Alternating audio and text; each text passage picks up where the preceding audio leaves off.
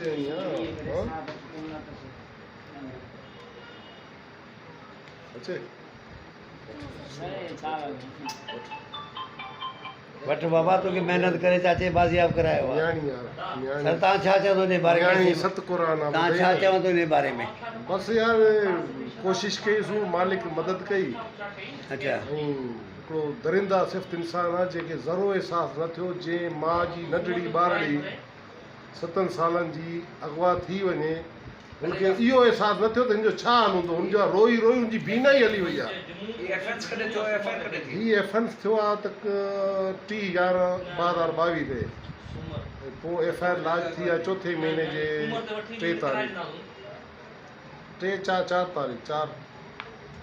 हिन सां गॾु ॿिया कहिड़ा जवाबदार हुआ जेको हिकिड़ो जवाबदार अॻु में मूं ॿधा आहिनि हिकिड़ो गुलशेर ॿियो हुनजी वाइफ हुई उन खां पोइ टियों चोथों ॾींहुं मूं हिकिड़ो जवाबदार ॿधो जी पोइ हुनखां इंट्रोगेशन वग़ैरह कई कुझु नंबर ट्रेस थिया अच्छा उन ज़रिए कुझु हेल्प मिली पोइ माना तव्हां वॾी बहादुरी न बसि असांजो फ़र्ज़ु आहे सही ड्यूटी आई आहे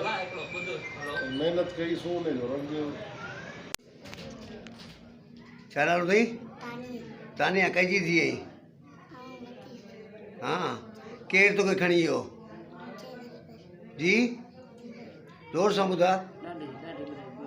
दिलबर खणी वियो घणा महीना उते हुई 7-8 महीना उते हुई मानी वानी खाराई अथई विढ़ंदा हुआ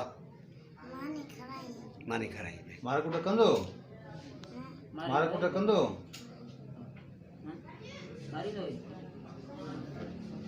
ठीकु आहे नालो छा अथई पुटु तानिया घणा ॾींहं थी विया आहिनि तोखे खणी वियो बाबू कोई ख़बर कान्हे हा ठीकु आहे मां ठीकु आहे तूं ॿुधा हल वे ॿुधा हल वे तूं ॿुधा तूं हा कॾहिं हिनखे खणी आहे 7 महीना थी विया 7 महीना थी विया माना अॼु महिरबानी कई आहे लाल बहादुर ईअं न साईं लाल बहादुर साहब महिरबानी कई आहे साईं मथां वॾी महिरबानी कई अथनि अलाह पाक शुक्र हिन जी वॾी गेंग आहे साईं अगरि हिनखे सज़ा न मिली न अलाह जी ज़ात जो कसम वरी 2 ॼणनि सां ईअं कंदा हिननि खे सज़ा ॾिनी वञे अलाह गोली जो ऑर्डर गोली जो अॼु ले जी ॼाणी वई असां पाण ॿिए कंहिंजी ॼाणी वञे जी असां कानून छुट्टो गोल मुराद भले केतिरा के ॿुध न मुंहिंजी भाणे जी कुम जवाबदार नालो छा आहे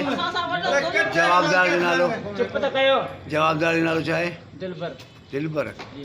कलोड़ो ई न पाण तूं कलोड़ो आहियां ऐं दिलबर इहो बि बयानु ॾिनो आहे त जेको अम्मी आहे मुराद जी ज़ाल उनखे मां फ़ोन कयो 2-3 चकर पहिरीं उन्हनि तव्हांखे इतलाह कोन कयो हिन में मुंहिंजो को बि कसूर न आहे उन्हनि ख़बर वारनि उन्हनि खे ख़बर आहे ठीकु आहे